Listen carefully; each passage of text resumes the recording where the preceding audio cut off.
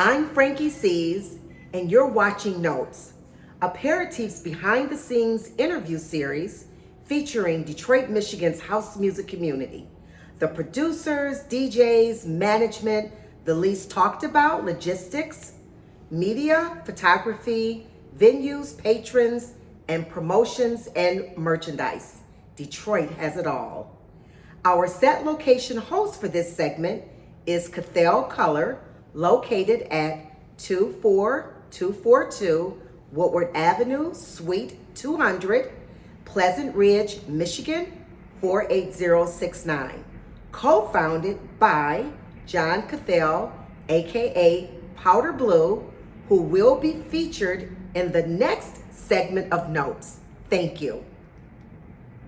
On the heels of celebrating his 53rd birthday, I welcome to the show DJ1N10SE.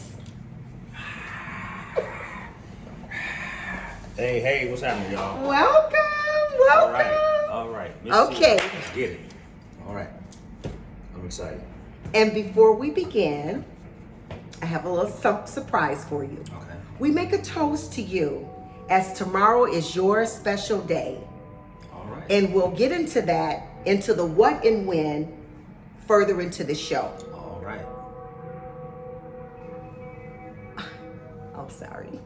So, to you, DJ Swinton, may you continue in your experience as DJ producer by God's grace, All right. leading you beyond where you have been, where you are now, and into the full measure of all that you desire. Thank you. I And we appreciate make that. this toast to you with my signature drink, Uh-oh. coffee, drink, cocktail drink, aperitif. Uh-oh.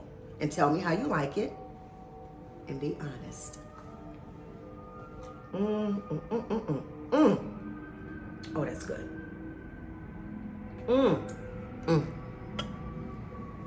And please do not ask It's me gone. for my recipe.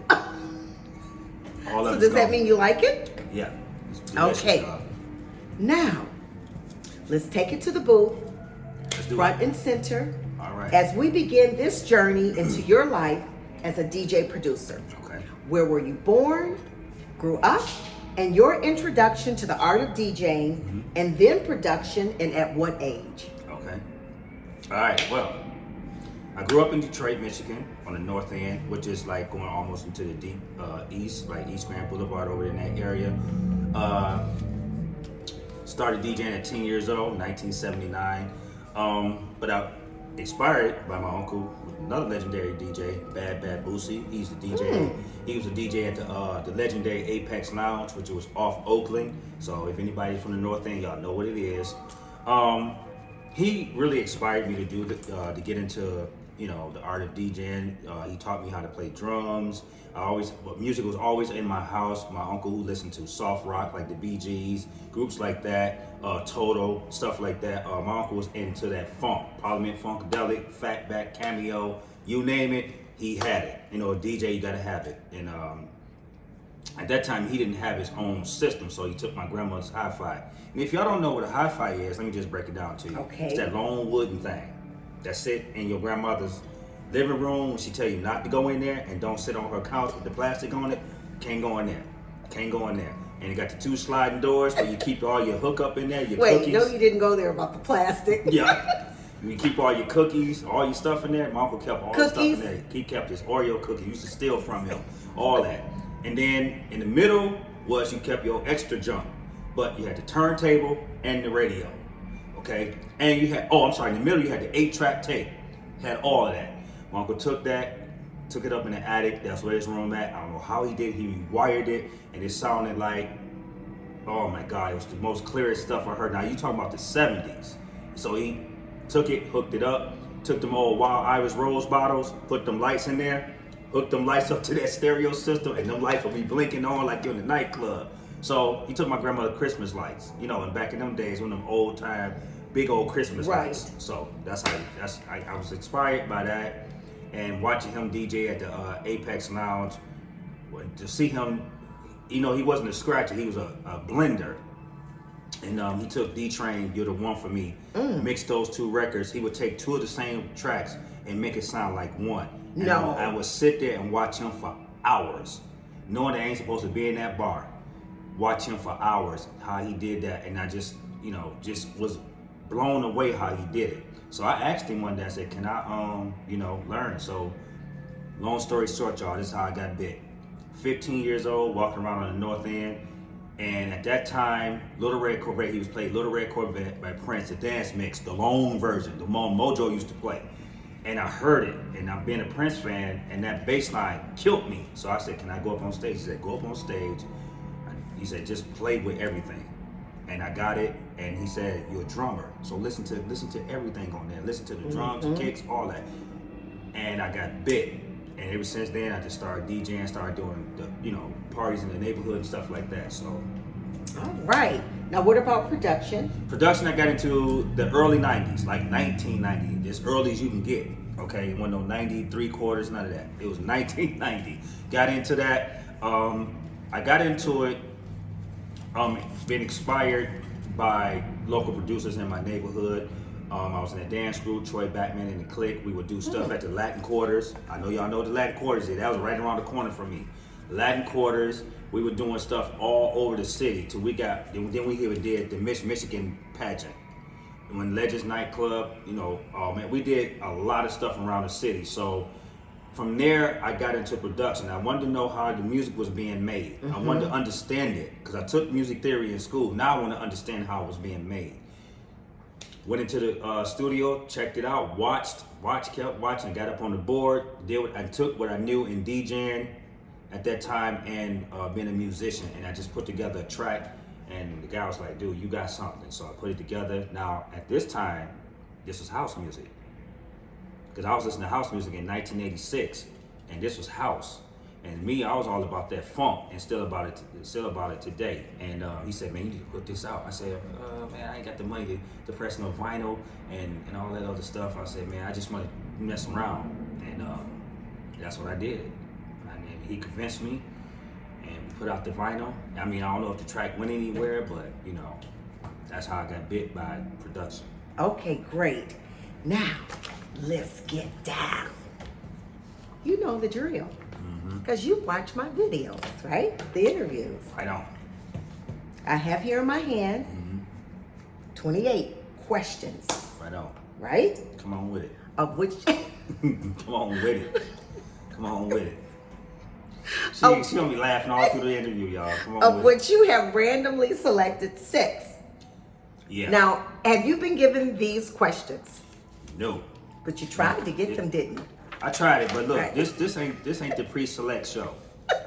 This is the Sierra live show.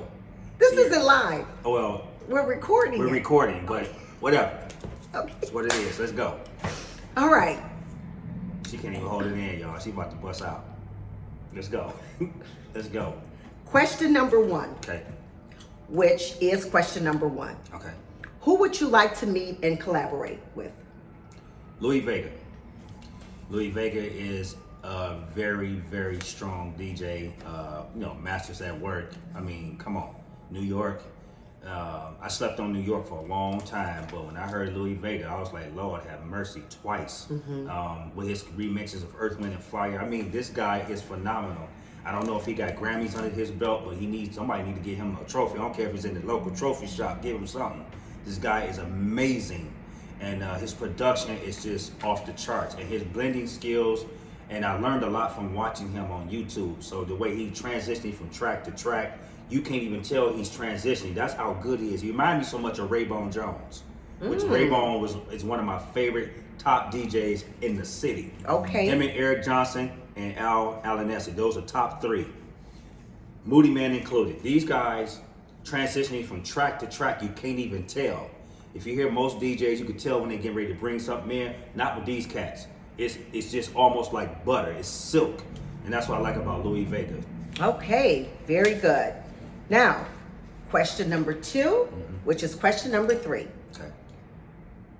What is your muse or who or your inspiration? Prince, number 1. Prince, before he went to heaven. Let's just say that. Okay. Prince said something to the crowd. And he said, listen, he said, you guys are the future, and it's up to y'all to where you take this music to.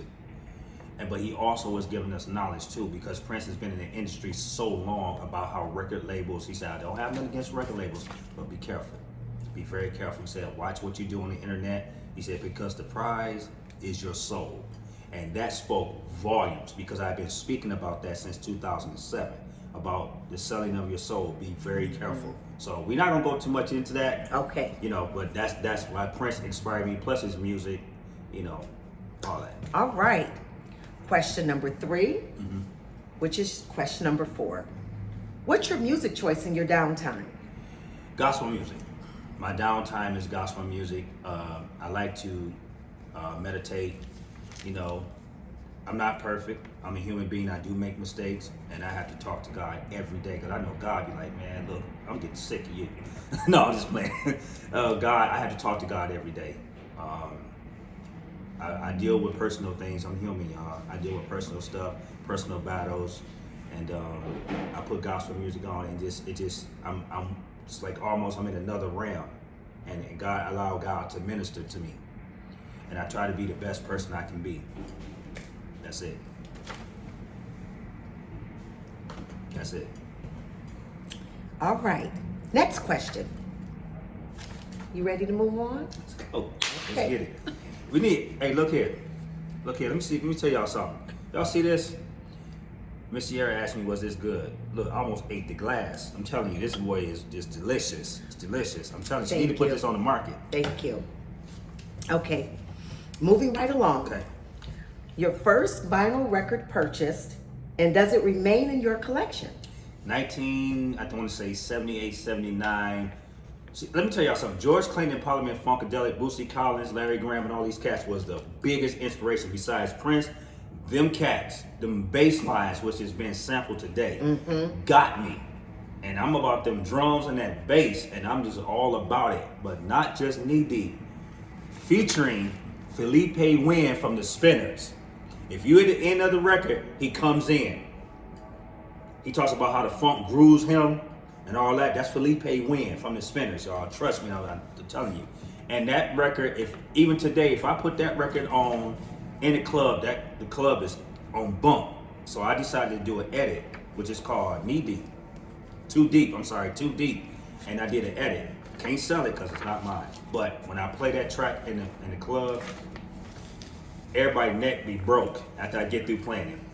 Their neck be broke. I had to go out there and straighten them up real quick. Straighten them up. I'm sorry. Real quick. But yeah, George Clinton, Parliament Funkadelic, Boosie's Rubber Band, Cameo, Fatback, Ohio Players, Zap. I mean, all the funk bands from Dayton, Ohio.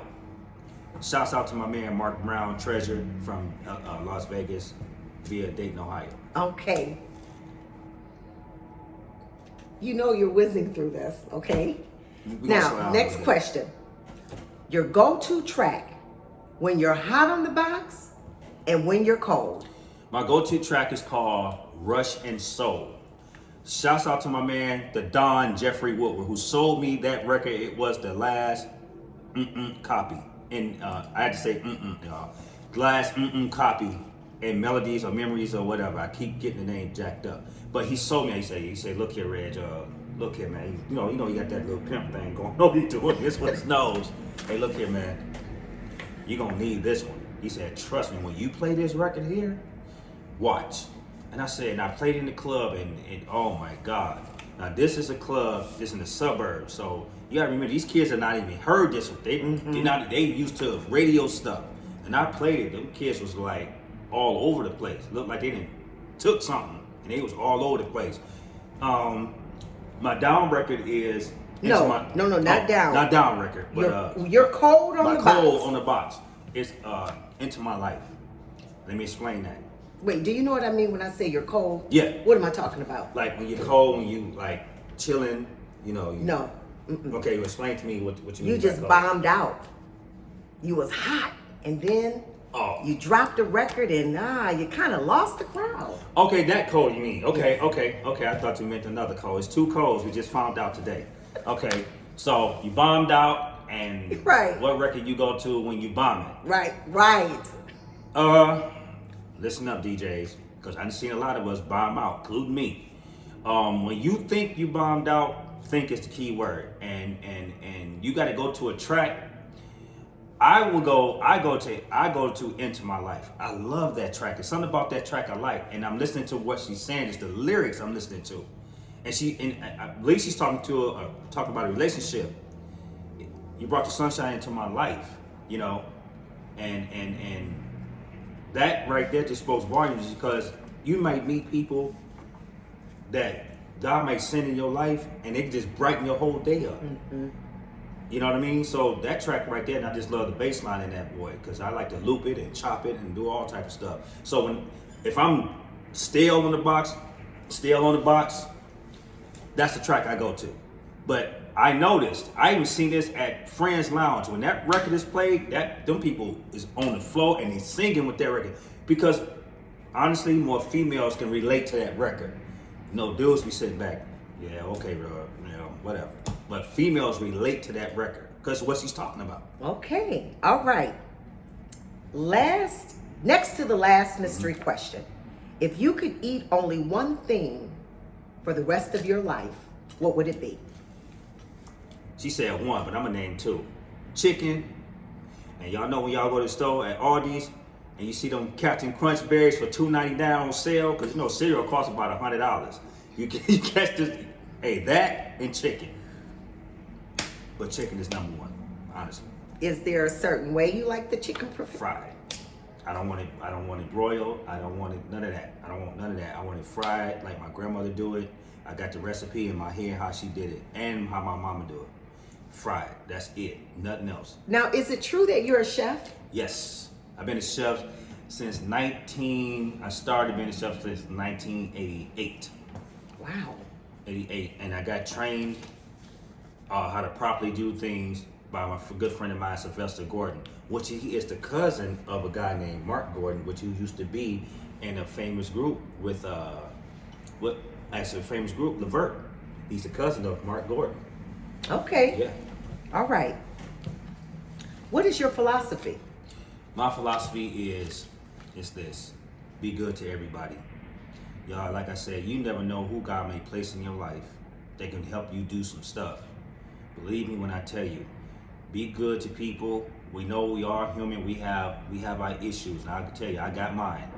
Be good to people and treat people like you want to be treated. Don't treat them like the dirt you step on every day. Don't do that. Because you just never know. Somebody could be a millionaire, walk in your life, and there's some stuff you want to do, and you talk to this guy any kind of way, or talk to that person, that lady any kind of way, and you just don't know who God has put in your life. So just treat everybody with respect. That's my philosophy. All right. What are you learning right now? That's a good question. Miss Sierra, what am I learning right now? Being more humble. I'm humble, but being more humble and being grateful for people like Miss Sierra, who took the time out, who want to do an interview with me, and who see the talent, because she's seen it. She said I almost fell off. I'm trying to be filtered, y'all. She said I almost fell off the speaker when she did one of her parties down at No. Okay. What I said was this: when I first met you and heard you play, it was at a Charivari festival. Yeah, you did say that. I'm sorry. And all that excitement that you brought. Yeah. At one point, I thought you were gonna flip over the DJ rig. I'd never seen that much energy, next to Al Esther. Oh yeah. And then when you played at backstage house sessions at Bert's for another promotion I did, at some point you didn't jump over the DJ rig, but somehow you jumped, and next thing we knew, you were on top of the speaker. And I'd never seen anything like that either. I mean, that was pretty exciting. This one thing, I have to say, and if anybody, y'all know me, I speak my mind. This is one thing I gotta say. If a person, say Miss Sierra, go to see Louis Vega, she She spent 50, 60 bucks to go see this guy. She wants to see a show. She know he gonna bring the heat, but you have to perform. You go see Michael Jackson. Michael Jackson ain't gonna sit there just stand still. Mike gonna be moonwalking up and down the stage. Prince gonna be doing what he do with his guitar. Y'all know what he do. That's how you sell yourself. Next thing, because when I did Charivari 2017, and then they asked me to come back 2018, they asked me to do 2019 was my breakout year. So to go in like that, the people remember the performance more than they remember the music. Because I know Red's about to bring it. Let's get ready. We finna fix our wigs, our weaves, we finna fix everything. Let's get our sweat towels out, because we know what he getting ready to do. So the people, we have to, as performers, we have to get the people what they want. And they want a show. They don't want a DJ up there doing this. They don't want that. They don't want that. Trust me, I have talked to patrons. They sick of that. They want a show. Shouts out to Alan Nestor. That's who I patterned my career after. That guy, when I met him, I said, that's it. That's it. That's the guy right there. Because Al is a dancer. He knows his music. He knows what he's doing at all times. And that's my guy right there. That guy's the deal. He's the real deal. All righty. We're about to wrap this up. We have a few more questions. Last, is there anything else you'd like to say or want us to know about you? Yeah. One, I'm a real person, y'all. I have feelings, and let me tell y'all something. When I do my videos, I'm not trying to hurt anybody. I'm trying to help. But it's been a lot of misconceptions about me. I've been called a homophobic. I've also been called a racist. I'm not homophobic. I accept all people. I accept all people. I'm not homophobic at all. If that's your life, that's your life. Hey, who am I to judge anybody? I don't have a heaven or a hell to put nobody in. Look, I accept all people. And that's just what it is. I'm not a racist. I speak about things that goes on in this world, and it's just what it is. It's what we see. I love all people. You know, I can't. How you gonna sit there and hate somebody because of their preference or their color? Mm-hmm. That's idiotic. That's ridiculous. So, you know, hey, if that person is like that, okay, we have to love them. We have to accept them. That's it. Bottom line, that's it. We have to accept them. That's it. The ultimate judge is God. That's the only one that can judge us. That's it.